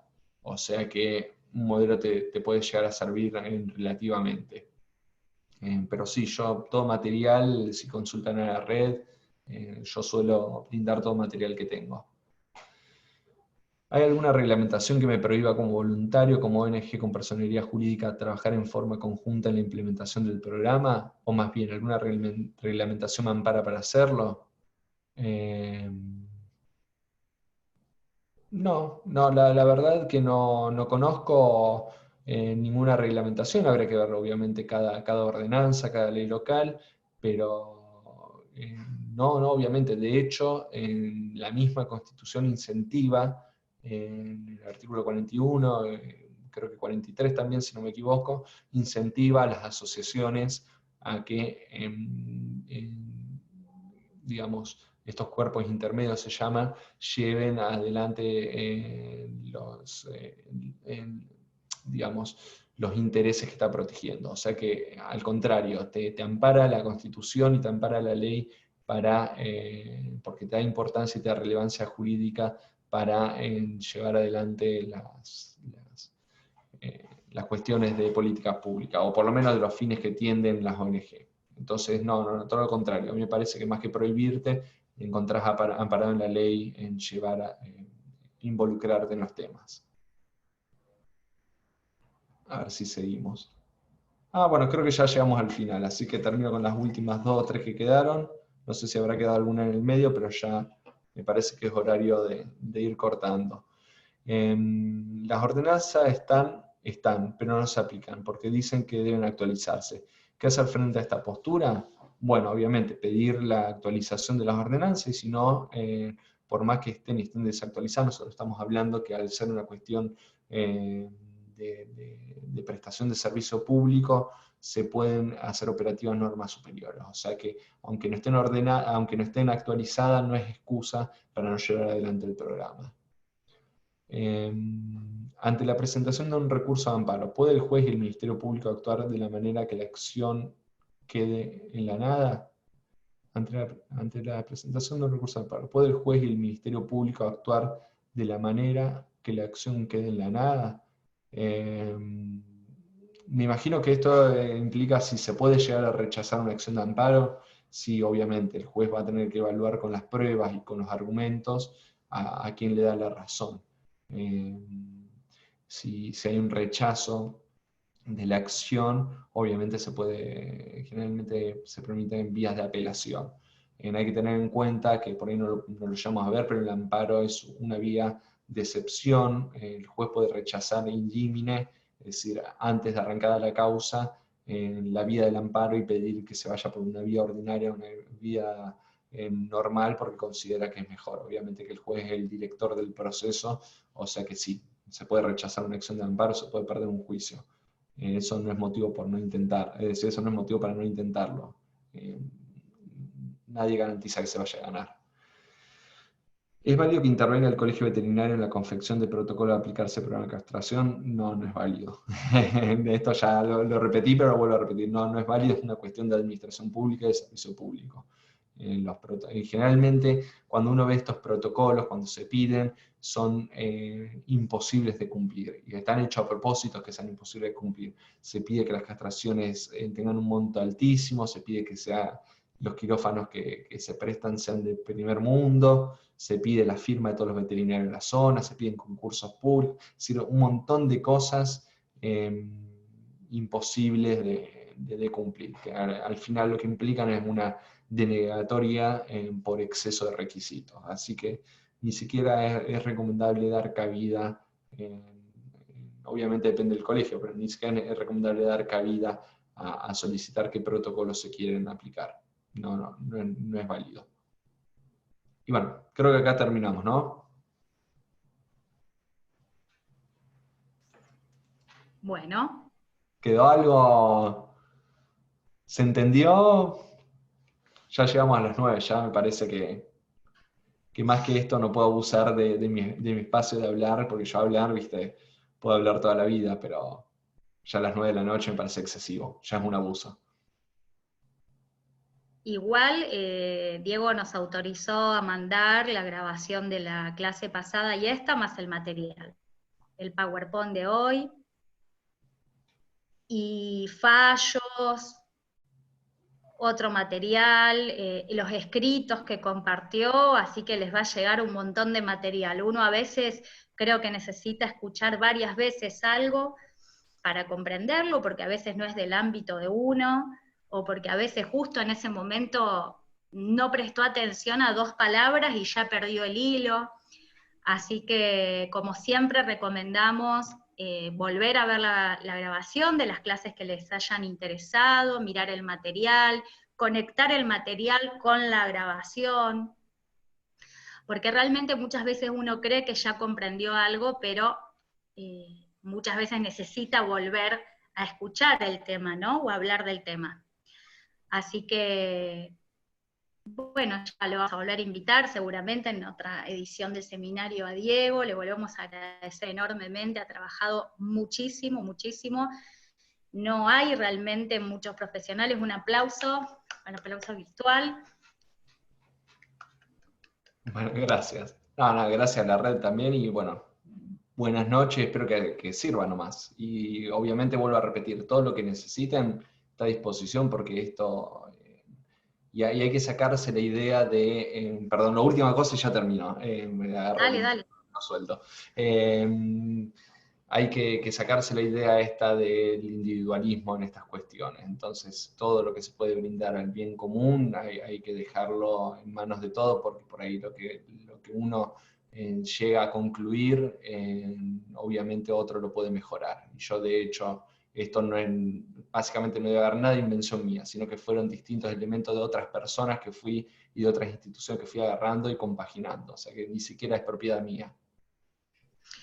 Gracias. Bueno, pero igualmente vale el esfuerzo y este aporte, como decía, creo que no es correcto decir desinteresado, porque en realidad tu interés, así como de los otros ponentes y de mucha gente que está trabajando en la coordinación de este seminario, y creo que mucha de la gente que está participando, el interés está en dejar alguna huella, hacer algún aporte para mejorar cada una de sus comunidades. Así que es interesado, creo, en ese buen sentido. Así que muchísimas gracias, y recién cuando decías esto estaba pensando, dos cositas nada más cortitas, que hoy una persona, un profesional veterinario de otra provincia, pero no importa tanto eso, ¿no? A lo que voy a apuntar es a cómo nos cuesta a veces a las personas conformar verdaderos equipos de trabajo. Me hizo llegar la consulta acerca de si la ley de equilibrio poblacional, ya sea una ley promulgada o un proyecto de ley, no interferían con, como bueno, se prohíbe, además de enmarcar este programa como política pública, prohíbe la matanza, el sacrificio, la eutanasia y demás, que realmente le preocupaba porque eso iba a interferir con darle un buen morir, o como se lo quiera llamar, a un animal terminal de una familia en su consultorio privado. Entonces lo que yo hablaba con la persona que me hizo llegar la pregunta, yo le decía, ¿cómo nos cuesta a las personas conformar equipos de trabajo? Porque si cada uno de nosotros asume y reconoce que no lo sabe todo, y que, por ejemplo, no hablo en particular de los veterinarios, lo traigo a colación porque justo la formuló este comentario un veterinario, realmente entendieran que en los lugares donde solucionamos los problemas, los solucionamos conformando equipos, donde cada uno de nosotros conoce las limitaciones y también lo que puede aportar, realmente nos ahorraríamos muchísimos problemas para las comunidades, para los animales, para todos, y digo en cualquier ámbito, ¿no? Porque desconocer que una ley de equilibrio poblacional lo que regula es lo público y no la actividad privada, realmente ha producido muchas demoras en lograr la promulgación de esta ley, ordenanzas a nivel local, que ha perjudicado muchísimo a los animales, en este caso estamos hablando de perros y gatos, y a las comunidades. Entonces, ¿cómo esto de no poder comprender las limitaciones en el saber de cada uno de nosotros, en las formaciones? Si los veterinarios, por ejemplo, no tienen, como realmente no tienen formación en legislación, bueno, ahí tiene que aparecer un abogado especialista en el tema para hacer su aporte, como tiene que aparecer el legislador para hacer su aporte en este sentido, que seguramente le va a aclarar que una ley que legisla sobre lo público no está regulando al sector privado. Va a aparecer seguramente una entidad con trabajo en terreno y con experiencia que va a poder compartir que este programa de forma comprobada soluciona la problemática. Va a aparecer, digamos, distintos actores, va a aparecer el intendente, va a aparecer, y esa es la manera de resolver este problema. No lo digo por traer a colación algo que dijo un veterinario, digo, ¿cómo nos cuesta a las personas entender que los problemas se solucionan en equipo, donde cada uno hace su parte? Y lo recuerdo justamente, Diego, por lo que vos estás diciendo recién. Y por último, retomar esto que dijiste al comienzo, con esto de la pandemia, la verdad es que es muy llamativo cómo se han suspendido servicios públicos de control poblacional en muchos lugares del país, cuando otros realmente participamos de equipos, en mi caso como voluntaria, pero de un servicio municipal de salud animal desde hace 11 años, y por ejemplo en nuestra ciudad y en muchas otras se ha redoblado y se ha intensificado, no solamente no se ha suspendido. ¿Por qué? Porque los intendentes comprendieron que esto además de ser un programa de protección animal, y entienden que la primera víctima de la sobrepoblación es el perro y el gato, producto de la domesticación y todo lo que estuvimos aprendiendo, y que la única manera de devolver ese equilibrio poblacional es a través de una política pública como esta, pero entienden también que es un gran programa de protección de la salud pública. Nuestro intendente en un momento nos dijo, no le vamos a agregar a esta pandemia otro problema más de salud pública, retrocediendo con el control de sobrepoblación por todas las cuestiones que tienen que ver con la zoonosis. No le agreguemos a la pandemia otra epidemia u otra pandemia, con cuestiones realmente muy graves que están sucediendo, con cuestiones en las que estamos en un riesgo muy importante, que en otro momento lo podremos abordar.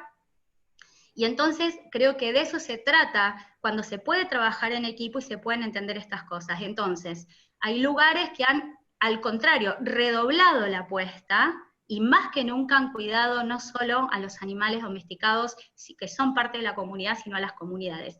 Y por último, porque además en el decreto de actividades esenciales está incluida la actividad veterinaria. Entonces, bajo ningún concepto creo que podemos admitir, ni comprender, ni aceptar que se hayan suspendido los programas, y felicitamos enormemente a los municipios que han comprendido que debían que trabajar más que nunca en esto, adecuando los protocolos sanitarios. En los lugares donde estamos trabajando, se han adecuado perfectamente los protocolos, realmente es una excusa. Y esas son las cosas que creo que tenemos que aprender a ver en conjunto. Así que bueno, no sacamos más tiempo. A la gente, gracias por la paciencia, es tarde, todos deben tener ganas de ir a cenar, así que bueno, muchas gracias y los esperamos en la próxima, que vamos a contar con la exposición de la señora Laura Antoniazzi, que nos va a compartir una clase realmente maravillosa sobre hospitales. No se la pierdan, así que bueno, nos vemos pronto. Gracias a todos.